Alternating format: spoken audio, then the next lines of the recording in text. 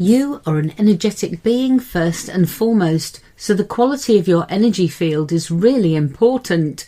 It works like a filter, each part of the field enabling or preventing whatever is turning up in your life. This is the Future Self Energetics Show.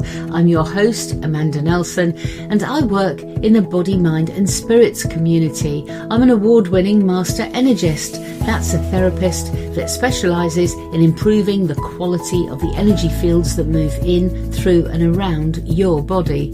If you want anything in your life to change, you have to begin with changing your energy field first. So my shows are a mixture of talk and therapy ideas, interviews and thought-provoking inspiration. They're all about energy fields, protection and connection. If there's a topic you'd love me to cover in my show, please email me, amanda@futureselfenergetics.com. And if you love the show here on UK Health Radio, please spread the word about it in your networks. Have you ever come across the term Gunas? Gunas are types of energy qualities. There are 3 of these fundamental qualities or energies present in all matter. Each of the gunas represents a different aspect of our being and has its own characteristics and effects. Guna is a concept in Hinduism and Sikhism, and it can be translated as some kind of quality, peculiarity, attribute or property. They are Guna Sattva, Guna Rajas and Guna Tamas. I came across these recently, and by practicing connection with each one of them on a very personal basis, I found I've been able to create a really positive impact on my own energy field. Now that I feel more comfortable sharing my experiences with these 3 gunas, I've decided to share my experience with you. My name's Amanda Nelson, I'm the Master Energist, and this is the Future Self Energetics Show on UK Health Radio. I love to share what I know about the energies that move in, through and around your energy field, and anything we can do to create more harmony and balance in those energies improves your field, and that then affects us beneficially in so many ways. The interesting thing about the gunas is that at any given moment, all are present in your energy field, yet only one of them tends to be dominant. The gunas themselves are always in a state of flux as well, jostling for their dominant positions. Even if you're not consciously aware of it, you're still experiencing their influences in different ways throughout your life. My thought in connecting with them personally is to see how I can benefit energetically from that conscious connection. Before diving deeper, can I just say that I haven't been mentored in connection with the gunas. I'm not claiming to be. I only know the scantest information about them, and I only knew that information before I then chose to explore them on a personal level, this connection I now have with them, in a different way. It's a choice, you see. I wanted to have that personal, unbiased connection first. What do I know then on a personal level, and also from the little that I studied before I started this new journey, this relationship with these 3 gunas? Well, there are 3 of them, each has a strength of its own, and from my own personal experience of connecting with them, it feels like each one of the individual gunas can also be in either a positive or a kind of negative, excessive version of itself. The gunas are going to be affecting us all the time, and they are in that constant state of flux in our energy field.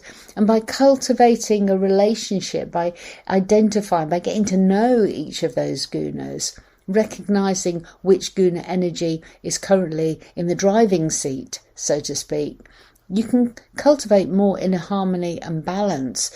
And also you can navigate the gunas much more efficiently. I'm hoping I'm going to be able to share that with you on my show today.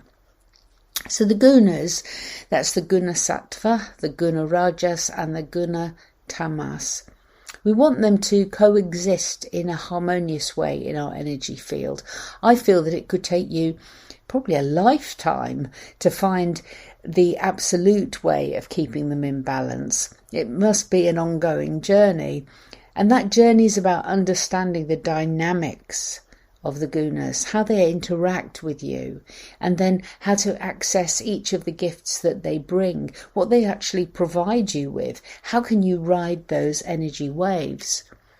I think that you can connect more tangibly with what is happening within your energy field when you have this level of awareness. It's also why, although I'm going to give you some basic information that I do know is aligned with the sacred texts, that I also want to encourage you, just like me, to go on a personal journey with these and see what happens when a sattva or a rajas or a tamas is actually more dominant in your energy field.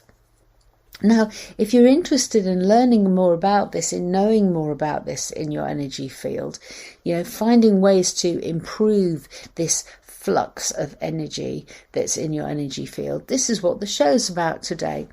My exploration was really about trying to notice which of the gunas felt dominant in my energy field at different times.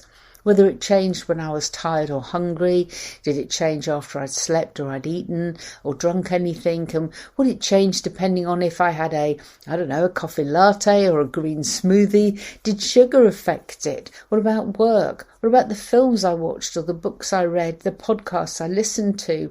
Whether I'd had a salt bath or whether I'd been outside in a shower of rain. And I kept notes. I even noticed changes when the people around me changed. Which people in my life created a flux that could positively or negatively affect a guna, which one was dominant, and actually to affect the dominant guna itself. It was fascinating. I didn't keep slavish daily records, but I did write down when I noticed a change. So, for example, I also found that depending on the moon cycle, whether it was full moon or whether it was new moon or times in between, that also had an impact too.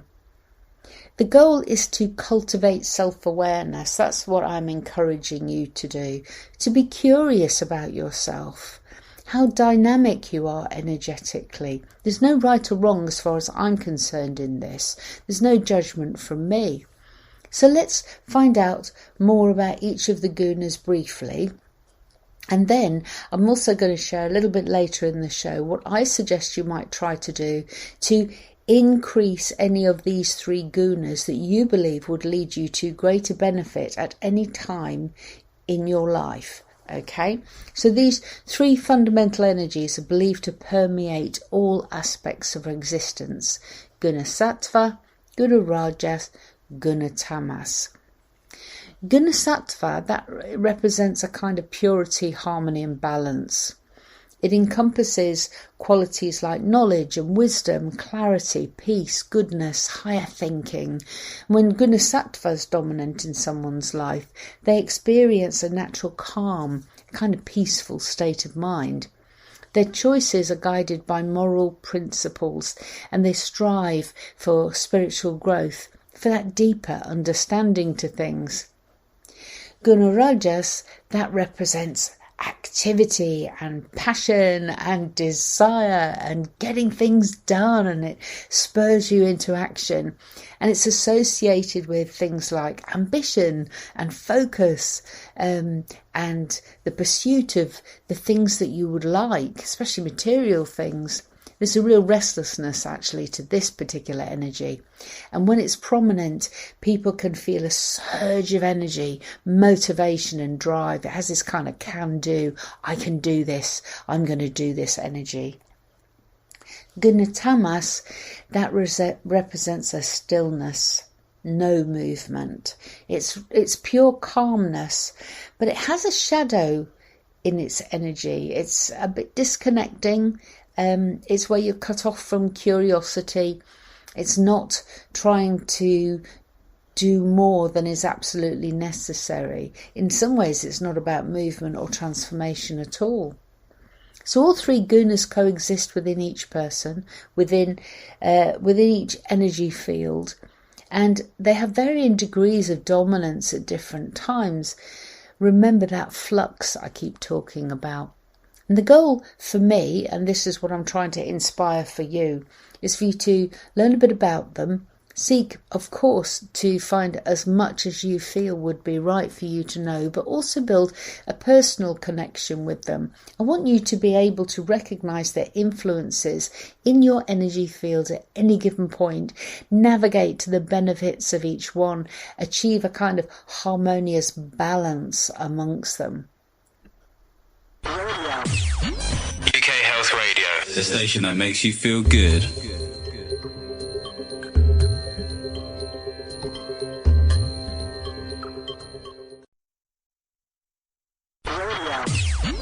UK Health Radio, the station that makes you feel good.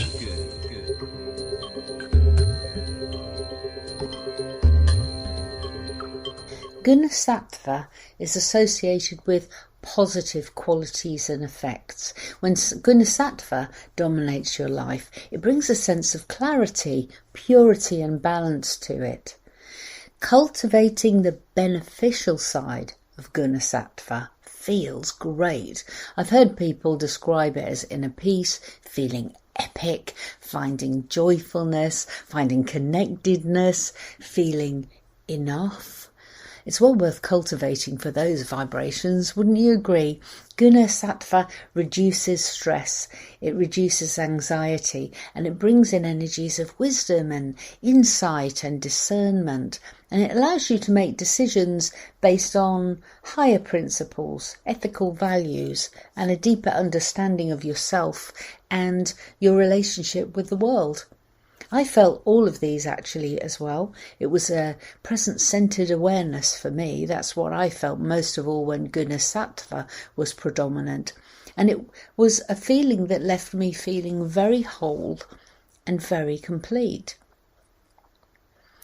Gunas Sattva is really closely linked, I think, to spiritual growth and the pursuit of higher consciousness. So meditation, self-reflection, self-inquiry, enabling you to connect with your true nature, experiencing spiritual awakening, enabling you to tap in and appreciate the beauty and goodness in life, leading you to a more fulfilling, connective existence with yourself and also things beyond you. I loved it. I like Gunas Sattva. It's a lovely state to be in. I think excessive Gunas Sattva, though, does have negative effects. These may include a kind of an obsessive purity, an ungrounded perception, excessive beliefs, judgment of others as not yet being enough of themselves, feeling that you know better than other people in spiritual ways. I think also difficulty accepting imperfections in yourself or indeed in others, and finding life as a 3D being a real challenge. And when this challenge kicks off, and I've noticed this with some of my clients actually, when Gunas Sattva becomes very dominant in this way, it opens up a tendency for us to avoid wanting to be connected with third dimensional things entirely. And it's a tendency to avoid activities and responsibilities. And we retreat into like a contemplation and an inner peace as an escape, rather than engaging fully with worldly challenges, which is actually what part of our incarnation is about. Take a moment, assess the level of Gunas Sattva in your life. How much Sattva is in your energetic awareness now? Is it, and if it is it in its positive or negative state? Notice yourself, be mindful, be self-aware, observe. Is this a dominant guna that's benefiting you? If it isn't, then in order to increase beneficial Gunas Sattva, these are the things that I would suggest. Consume Fresh, organic and whole foods. I would try and include a range of different things that are in season. Fruits, vegetables, grains, nuts and seeds. Really avoid processed and heavy foods. They're like lead boots anyway in your energy field. And practice your meditation. Practice your mindfulness. Deep breathing exercises, slow, steady movements and motions such as those you'd find in yoga, qigong. Spend time in nature, engage in things that are really creative, but engage in creative pursuits, but do it just because it feels good to do it. Surround yourself as well with uplifting and positive influences. Something I found was that Gunas Sattva became a lot easier to access when I'd had regular sleep. So prioritizing quality sleep, maintaining that consistent sleep schedule really helped to access this particular Guna Sattva energy for me. And also I found myself creating a peaceful, sleepy environment as well, somewhere that felt really snuggly, that I could get into bed and truly enjoy embracing that time of rest. I also found that I could switch myself into a more beneficial Guna Sattva when I thought more about the values that I wanted to guide my choices and my actions. I asked myself questions like, are my actions and choices rooted in wisdom and inclusivity, kindness, connection, compassion? If not, how can making different choices help me flip this Guna Sattva energy into a more dominant position, so I could become a more beneficial version of myself at any given point. So I found that when I had a very clear idea of what my values were, and I could use those to guide me, then I could navigate to Guna Sattva, and that then in turn would make it increase in my energy field. UK Health Radio, the station that makes you feel good.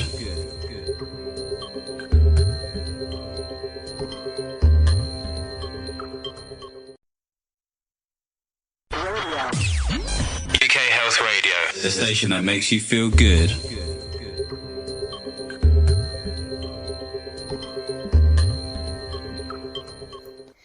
When Guna Rajas is in balance, it brings a real boost of energy. That's your drive, it's your motivation, it fuels your ambition and inspires you to set goals and take proactive steps in life. It can lead to a real sense of productivity. You get out there and you accomplish things. It really drives your purpose. It's wonderful. It's like a Tigger dynamism, where you know that you can do what you set out to do, and it feels like the powerful energy is surging through every fabric of your being and carrying you along. I love it. Right? Guna Rajas encourages you to actively engage with the world, and it pushes you to pursue your goals and desires, build those relationships, explore personal interests, and it adds zest to your life. Verve. It makes you excited to get on and take action and work towards achieving whatever that is that you're desiring. I think that Guna Rajas really ignites passion, it ignites creativity and fuels that inner fire. I'm sure you can hear it in my voice even as I'm talking about connecting with this amazing energy attribute. Pursue your talents, follow your passions, says Guna Rajas, and I will be here in order to supply the energy you need in order to follow it through. All that excitement and enthusiasm in different aspects of your life, it's so infectious. I think, though, as with all of these gunas, excessive versions of this Guna Rajas, that will also have negative effects. Not only your mental well-being, but also your physical well-being, health overall, really. I know in the past I spent too much time in an excessive Guna state. In my 30s it was, and I'm pretty sure it ended up in a kind of burnout back then for me as I reflect upon it. I saw all the signs, we always do, don't we? And then we go ahead and ignore it because we feel that the goal that we're pursuing is worth whatever the cost is to get there. What about you? Do you know what your healthy boundaries are with this? It's interesting to reflect on it. Guna Rajas, when they're in excess, they make you restless, impatient, twitchy, and always in need of constant activity or stimulation. And there's a kind of an urgency to everything. You want everything now. It has to be now. You want it the way you want it to be, and you want it now. And in this state of mind, where will you find respite? Where do you find contentment and inner peace? And how do you know when you have achieved your goal? Excessive Guna Rajas can present us with so many different goals at the same time. And what happens, or in my reflective moments, what I know has happened to me, is that this excessive Guna Rajas meant that I would be approaching a goal, and even when I achieved that goal, I would never take the time to celebrate it, rejoice in it. What happened with my excess was, as soon as I'd achieved one goal, I immediately gave myself another one. And that kept me in this kind of excessive Guna Rajas state of being. And not that it did for me, but I do know that this particular Rajas can lead to an over-attachment to things like possessions and material things. It can create a never-ending cycle of striving and craving for some kind of fulfillment, for accolades and awards. The thing is, there's something about it that leaves you feeling unsatisfied and always in pursuit of more. So when Guna Rajas is imbalanced, it results in that excessive busyness and overcommitment and a lack of balance. If you're feeling stressed out, anxious, and so driven that you're on the way to burnout, maybe you have a lot of excessive Guna Rajas. So what can you do about it? Well, I'll tell you what, focus that passion, that desire, that motivation on self-care, on relaxation. Incorporate activities that promote relaxation. I'm not saying immediately go out and get yourself a squash racket and take up some kind of dynamic sport like squash or, mountaineering or anything else. No. This is about taking soothing baths. This is about practicing gentle yoga, indulging in hobbies that help you to unwind. Achieve these wonderful accolades, but also be very mindful that you do need time to rejuvenate in order for you to be ready to climb the next part of the mountain that you've decided to climb. Balance and moderation comes into this. Nothing excessive that's stimulating and overcommitting. Set boundaries, practice time management, ensure you have adequate rest periods. And the way I explained this to someone the other day was, I said, well, the things that you are asking yourself to do, you feel are reasonable. Would you ask somebody who you loved dearly to live an unreasonable life like that? One where they were always pushing, always trying to achieve, never really spending time to see what they had achieved so far and allowing themselves time to rejuvenate before pushing forward. The reply was very interesting, actually, but I'm not going to share it with you now. I think you know what their feeling would be to ask a loved one to overstretch them themselves on an ongoing basis and lead to burnout. No, it was the last thing anybody would want. So the goal is to cultivate a balanced interplay of the gunas. Sattva, Rajas and Tamas, the three together. And you will be required to introduce a certain amount of self-awareness and self-reflection. They're very crucial, I think, if you would like to understand how these different influences come into your life. I think, though, one of the things about the Rajas is that you need to be honest. If your Guna Rajas is out of balance, you need to be honest with yourself and say, do you know what, I think it might be. And if there's any question in your mind, okay, what are you going to do about it? And then finally, there's Guna Tamas. Tamas, the final of the three gunas in Hindu philosophy. This represents stillness, no movement, true calmness. It is a shadow-like energy, though, as I mentioned earlier.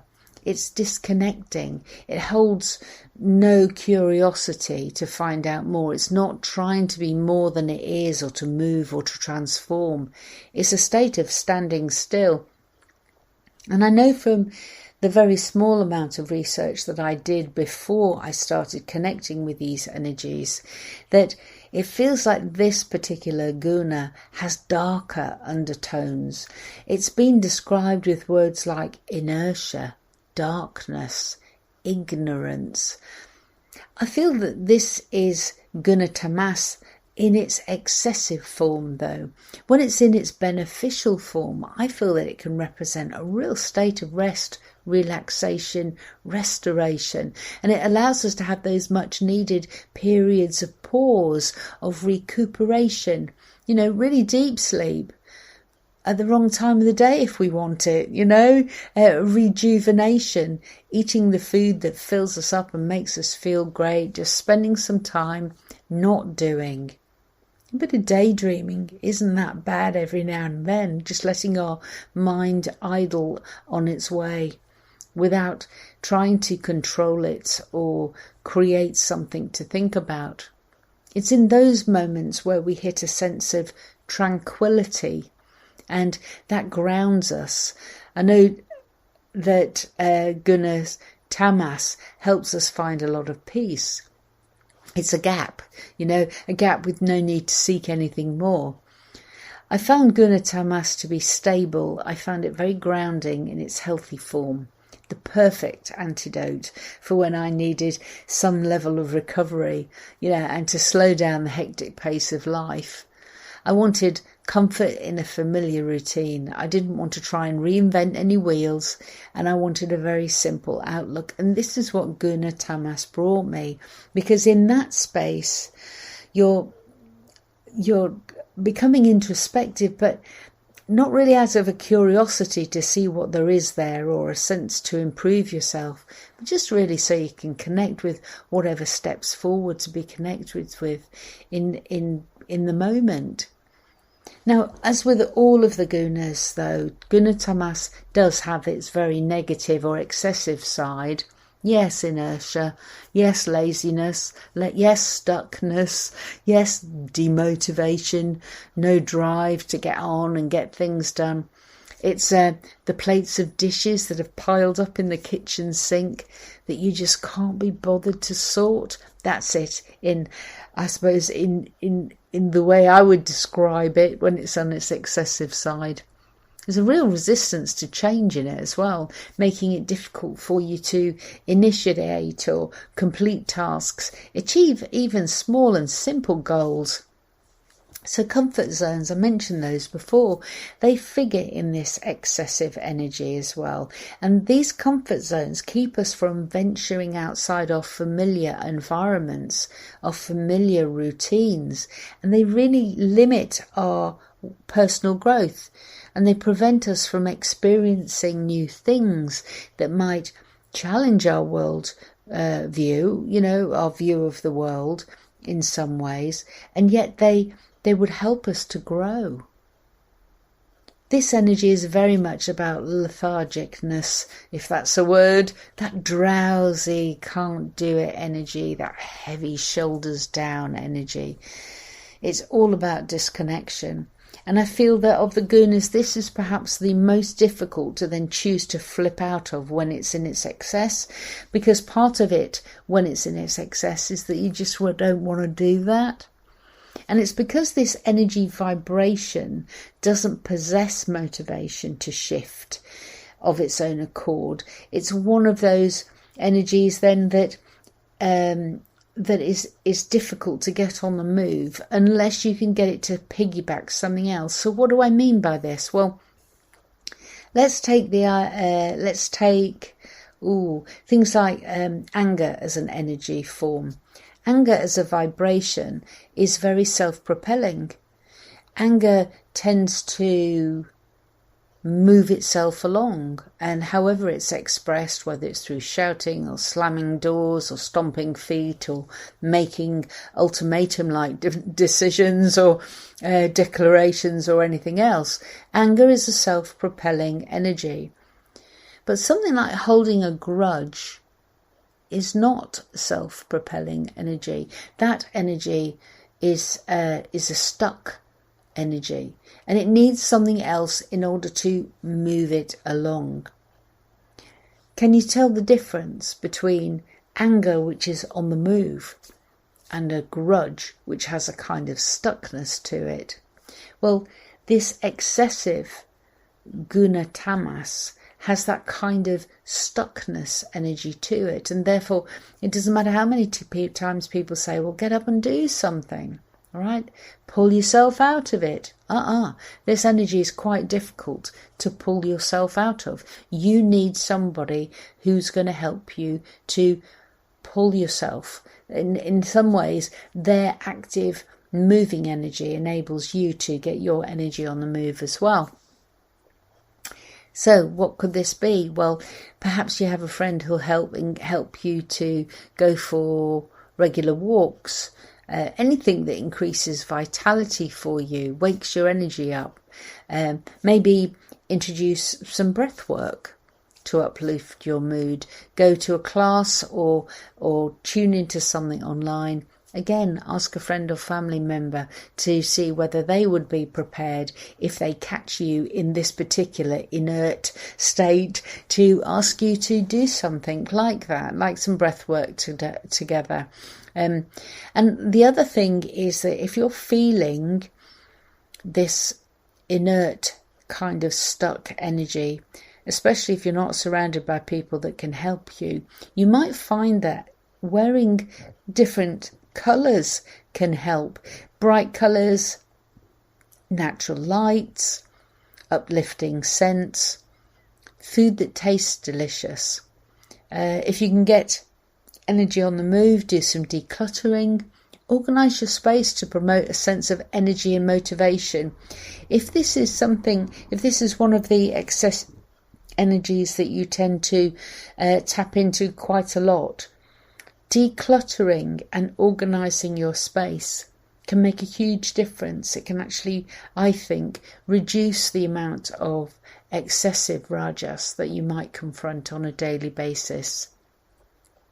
And I'd also, when you're looking to do anything and you have excessive rajas, break tasks into small, very manageable steps and establish a routine in order to keep you out of that kind of lethargic patterning.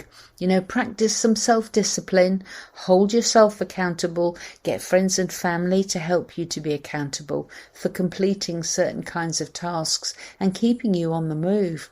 I'm sure they'd be delighted to help if they knew how much of a difference it could make to you. I hope these practices help you to cultivate a much greater understanding of the 3 gunas, and that they bring you an energetic balance and harmony in your life. I work with them. I'm going to continue working with them to see what they teach me. And I'm going to be working with them all the time in my personal practice. I hope that you can develop a personal relationship with them as well. I'd like you to take the little that I've shared with you today, and I'm sure that there's a great deal more that could be learnt about these guna attributes. And once you've established something of a personal relationship, if you're finding it's helpful, then go and find more information. I'm sure there are plenty of people who know a huge amount of information about the Gunas that can actually take you from this preliminary step that I've introduced today into something that's a lot more advanced and proficient.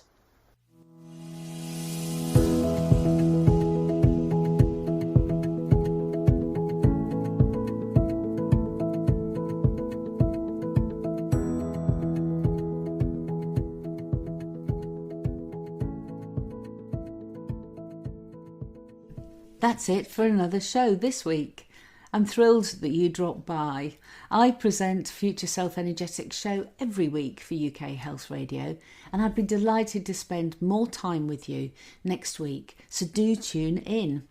The world of energy is amazing, and it's magical and it's mysterious, and there's always so much for us to explore about it. You have a vital connection to a web of energy fields around you. Use that connection for your benefit. I've been working with vibrational energetics all my life, and I know that when you improve your energy field, you can uplevel any part of your life. You can find out more about me, my courses, and Future Self Energetics at my lifestyle website, beyondthegoldenegg.com. I'm also on Twitter. You can find me at Ask Amanda Nelson. Focus on the quality of the energy in your energy field. Focus on your entire energy field every single day, because a great energy field has the potential to change anything. I'm looking forward to connecting with you again next week. Love to you and yours. Bye-bye.